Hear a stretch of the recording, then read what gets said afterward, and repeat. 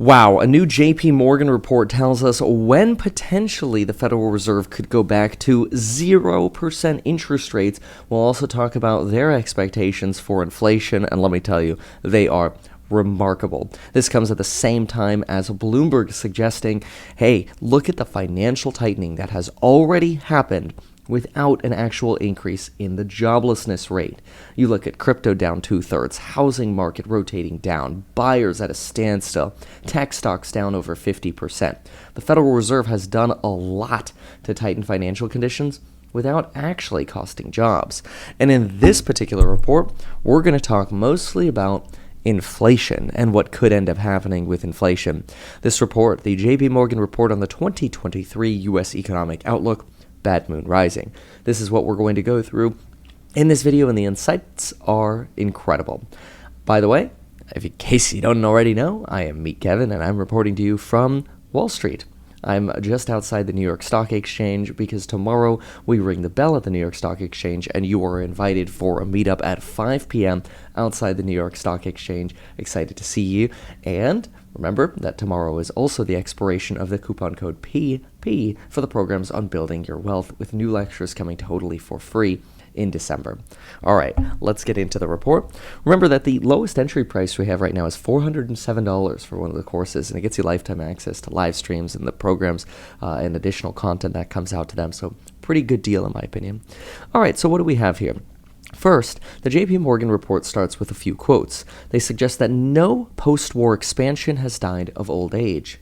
They were all murdered by the Fed, and boy oh boy has this market been murdered. Not only has it been murdered, and potentially rightfully so because of high inflation, but I mean, think about what would happen if the Fed hadn't been tightening right now. We'd probably still be hitting all-time new highs like we were in 2021, which was just so crazy. I remember every single day on CNBC, another all-time new high, as if that wasn't a sign of a bubble at all. Anyway, they talk about here how the unemployment rate goes down by the escalator and up by the elevator. These are the first two quotes they start out with. Kind of interesting. I mean, you think about it, if you flatten out the pandemic, it did take from about 2010, 2009 to all the way about 2021 to go from over 9% unemployment to under 3.5% or 3.6%, right around there. Pretty incredible. This is the projection of the Survey of Professional Forecasters' expectations for recession in the next 4 quarters.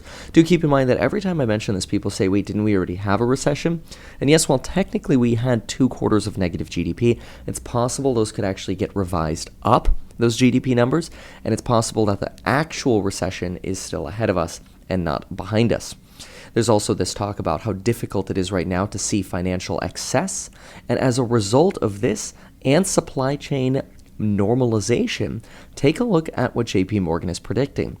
They suggest that it is not difficult to see the Federal Reserve returning to their effective lower bound by the end of 2024. That would mean 0% rates. And let me tell you, 0% rates would be really, really bullish, except they do think that would take until about the end of 2024.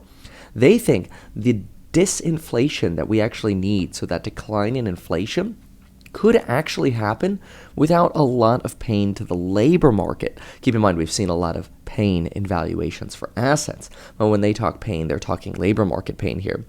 They mention a perfect citation here. Well, everything's always an imperfect citation when you go into history, but it is a pretty decent comparison. Economic history teaches that this is not a fairy tale. Disruptions associated with the Korean War mobilization pushed inflation up to 9.3% by March of 1951. Just 1 year later, inflation was 1.9%. Over that period, the unemployment rate fell by 0.5%. So you could actually have inflation plummet without seeing unemployment rise. Keep in mind that for inflation to continue to go up, you not only need prices to have risen, let's say from $100 to $110, but then you must see them rise again from $110 to $121.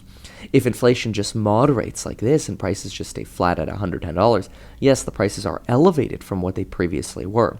But inflation in that an example, prices staying stable, would actually be 0, and that would take a lot of pressure off of the Federal Reserve. And JP Morgan says that they see signs that a moderation is already underway and that cooling will become more prominent over time. They believe that CPI inflation will cool from 8.2% year over year in September to 7% in December, and then just 3.4% by September of next year, largely driven by that decline in rents, which is pretty optimistic and pretty bullish. They do mention that supply chain dislocations have eased, pent-up demand for goods, and more recently, services such as travel should fade. Now, this I think is interesting, that the demand for travel might actually fade. I think that could be very interesting.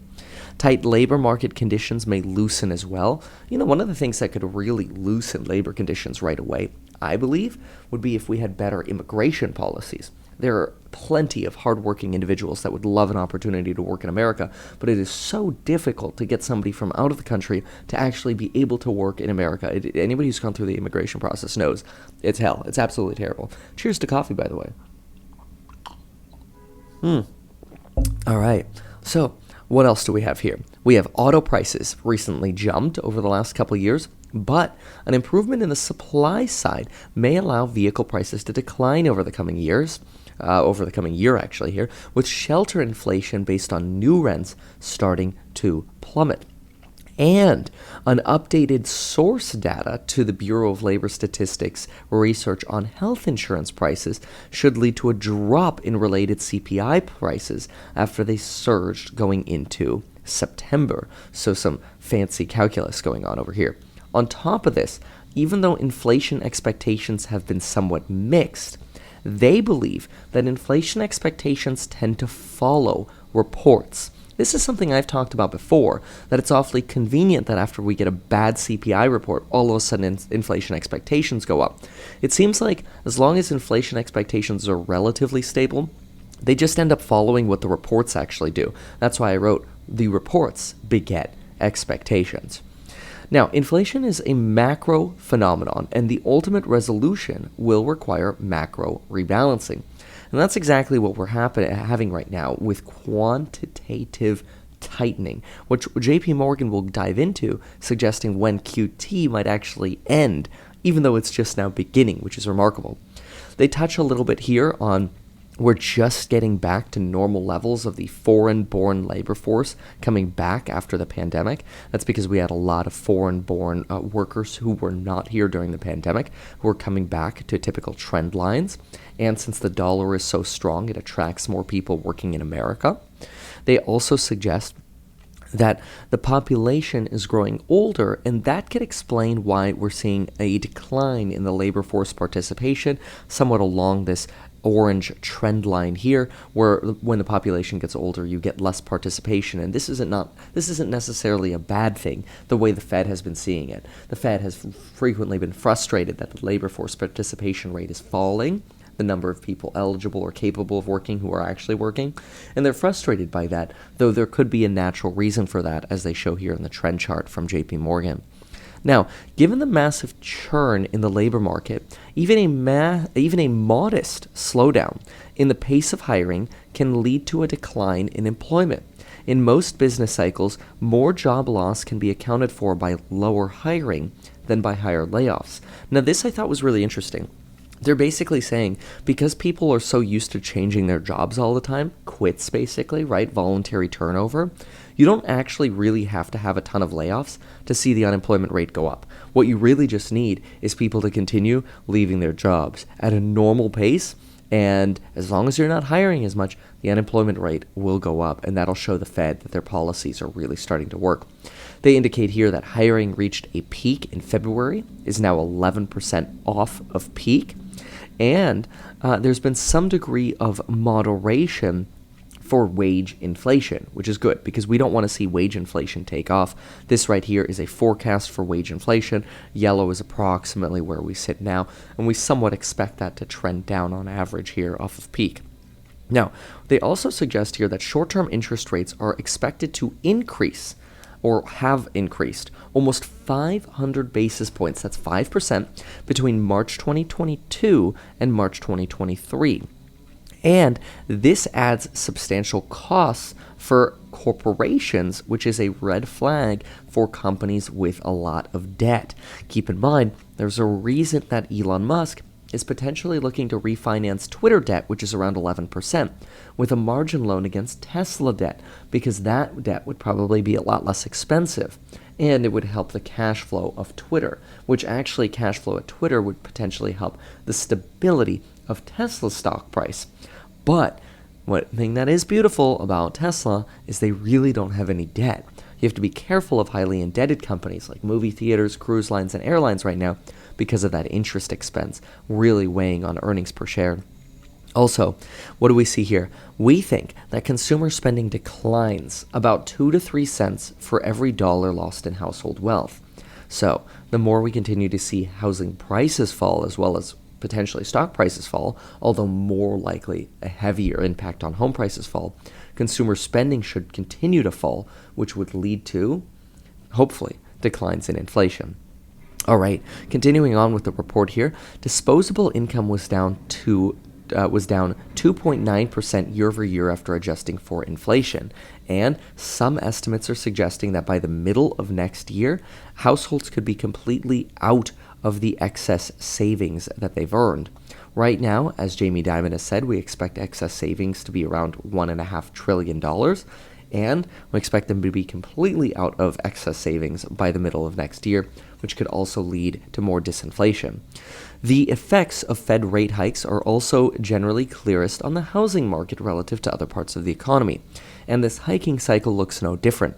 Real residential investment declined 16.3% across the first 3 quarters of 2022. And our past research indicates that total home sales decline by about 10% for every 100 basis points in increase in mortgage rates. Given the roughly 400 BP increase in mortgage rates, our research suggests we could still see another, on top of the declines in housing sales we've already seen, another 15 to 20% declines in home sales. And obviously, when home sales go down, we expect home prices to go down with them.